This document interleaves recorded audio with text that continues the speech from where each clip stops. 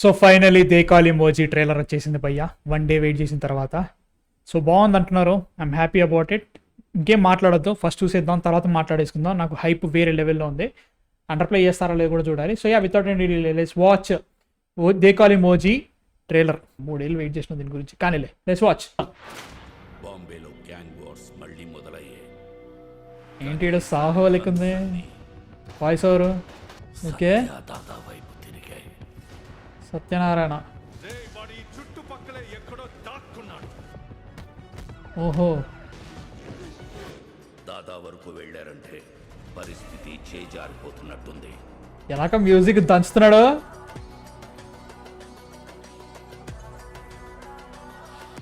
Okay, వాళ్ళ ఎదుట నిలబడి గెలవడానికి మాత్రం ఒక్కడే.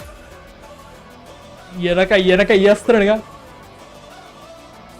వాడైతే కాదుగా.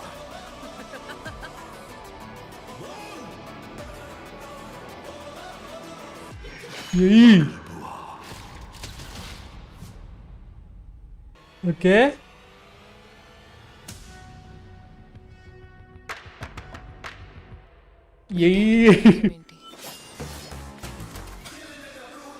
నిన్ను కలవాలని కొందరు, చూడాలని ఇంకొందరు, చంపాలని అందరూ ఎదురు చూస్తున్నారు. బాంబే వస్తున్నా, తలలు జాగ్రత్త. చాలయ్యా, డిఐ కాలేదు.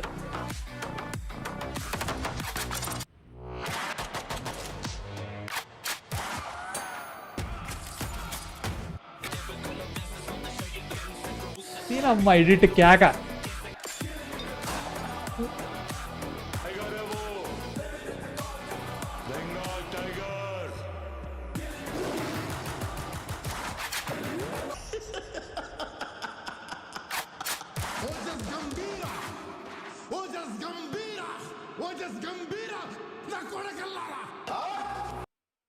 Okay okay, good good.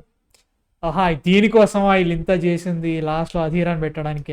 Okay okay. So first of all it's really really good. చాలా చాలా చాలా బాగుంది.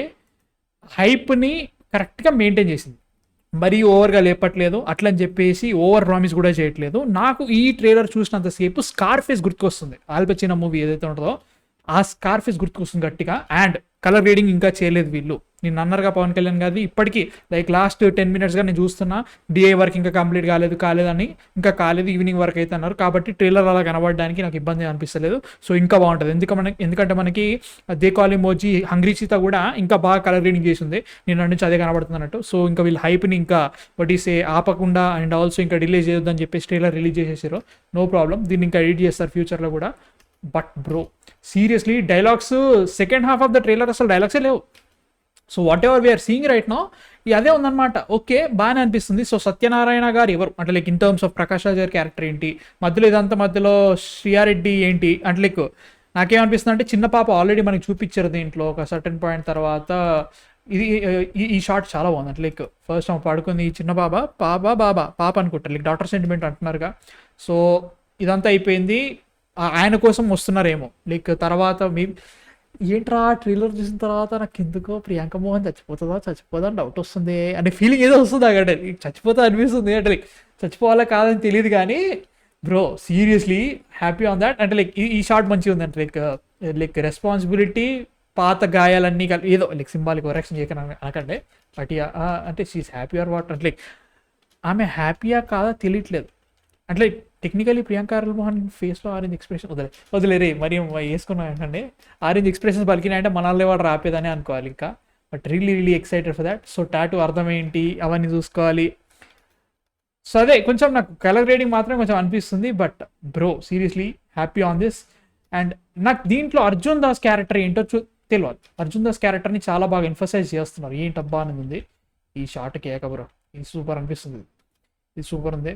So Imran Hashmi he's coming back. And also ఇక్కడ ఒక సర్టన్ పాయింట్ తర్వాత బాగా ఏదో అంటాడు లైక్ ఇక్కడ శ్రీయారెడ్డి ఎవరు, ఈ గీత ఎవరు, వీళ్ళందరూ ఎవరు, అండ్ ఆల్సో మీరు గమనిస్తే టోటల్ మనకి ఇప్పటివరకు వచ్చిన మార్కెటింగ్ అంతా కూడా పవన్ కళ్యాణ్ గారి మీదనే ఉంది. వాళ్ళకి తెలుసు ఏది సెల్ అవుతుంది అని చెప్పేసి.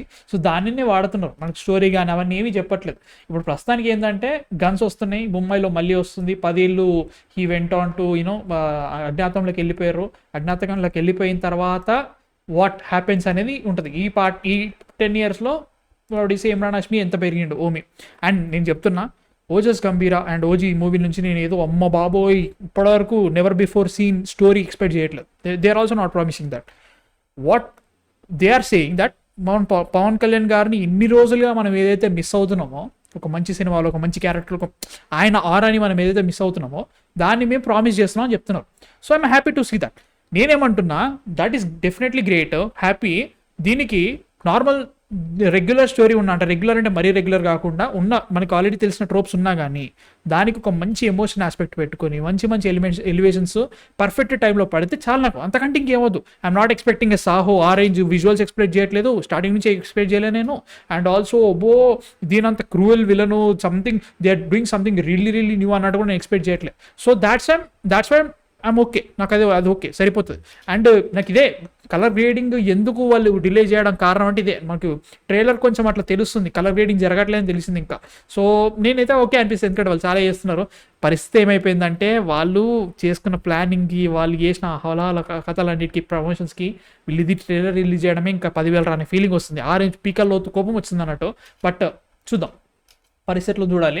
బట్ బ్రో సీరియస్లీ కొన్ని షార్ట్స్లో పవన్ కళ్యాణ్ గారైతే మాత్రం లుక్ మాలలేదు బ్రో. అసలు చాలా యంగ్ కనబడుతున్నారు. నేను ఎక్స్పెక్ట్ చేయలే. He did something bro. నిజంగా సుజీత్ అయితే మాత్రం చాలా పగడ్బందీగా ప్లాన్ చేస్తున్నాడు. ఇది వాజీ దగ్గర అనుకుంటా, నాకైతే ఒక్క నిమిషం, ఇది పవన్ కళ్యాణ్ గారా? ఈజీ పవన్ కళ్యాణ్ గారు ఏమో తెలియదు, కానీ కాలుస్తున్నా ఏమో తెలియదు. అంటే లైక్ అదే స్టేట్ ఉంది కదా, అది అట్లా అనుకున్నా. కానీ ఈ షార్ట్ చాలా బాగుంది. ఇది మొన్న షూట్ చేసిన షాట్ అనుకుంటా, ఇది వేరే, ఇది కాదు. ఈ షాట్ మొన్న షూట్ చేసిన షాట్ అనుకుంటాను అయితే మాత్రం. అందుకే కొంచెం లైక్ ఆ గడ్డం అండ్ ఎవ్రీథింగ్ కొంచెం అట్లా అనిపిస్తుంది. But seriously bro, seriously good.